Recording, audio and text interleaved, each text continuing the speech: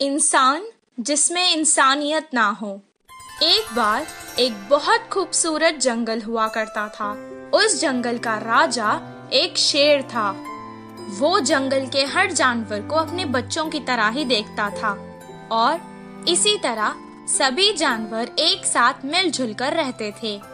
एक दिन एक हाथी पेड़ से फल तोड़कर खा रही थी और अचानक उसे चक्कर आ गए और वो गिर गई। उसे गिरा हुआ देखकर जंगल के कुछ हाथी वहाँ आ गए और वो उससे उस जंगल के वैद्य के पास ले गए। बंदर वैद्य ने उसे कुछ देर देखा और कहा, इसे कुछ नहीं हुआ है, परेशानी की कोई बात नहीं है, ये माँ बनने वाली है। ये खुशखबरी सुनकर जंगल के सभी जानवर खुशी मनाने लगे। गधे ने हाथी से कहा, अरे वाह, अब बस आराम करना और मेरी तरह भारी चीजें मत उठाना।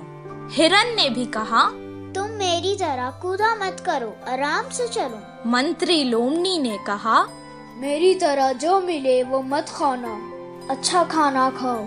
कौवे ने कहा, तुम्हें अगर कुछ भी चाहिए तो मुझे आवाज दे देना।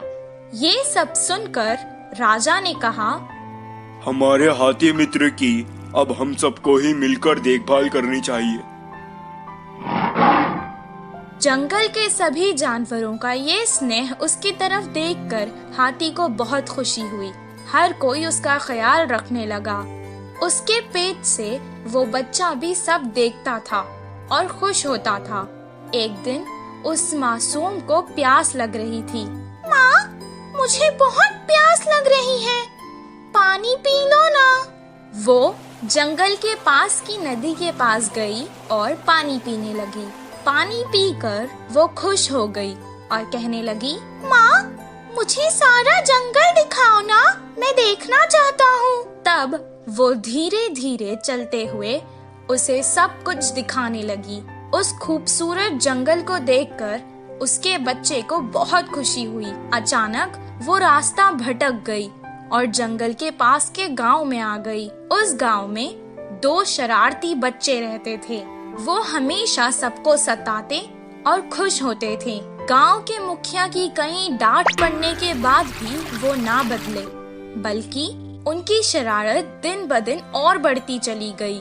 कुछ दिन बाद उन्होंने सोचा कि पटाखों के साथ कुछ शरारत करते हैं। तब उन्होंने वो पटाखे एक अनानास में भर डाले और रख दिए। तभी वहाँ से वो हाथी जा रही थी। पटाखों से भरा अनानास उन्होंने उस बेचारे हाथी को खिला दिया। वो खाते ही अचानक हाथी के मुंह में वो अनानास फट गया और उस बेचारे हाथी का मुंह बुरी तरह से जख्मी हो गया। वो बेचारी तड़पती हुई यहाँ वहाँ भागने लगी, लेकिन उसे ऐसे देखकर उन दोनों शरारती बच्चों को बहुत मजा आने लगा। वो भागते भागते वापस जंगल आ गई और अपने मित्रों को सारा हाल सुनाने लगी। वो सब एक जगह जमा होकर बहुत दुखी हो गए। उसे सुनकर बंदर ने कहा, ये बहुत गंभीर समस्या है, इसका इलाज मेरे पास नहीं है। कुछ देर बाद हाथी का बच्चा माँ से कहने लगा, माँ, काफी देर हो चुकी है, मुझे भूख लग रही है, कुछ खाने को दो ना। बेचारी मुंह जख्मी होने के कारण ना खुद कुछ खा पा रही थी और ना अपने भूखे बच्चे को कुछ खिला पा रही थी।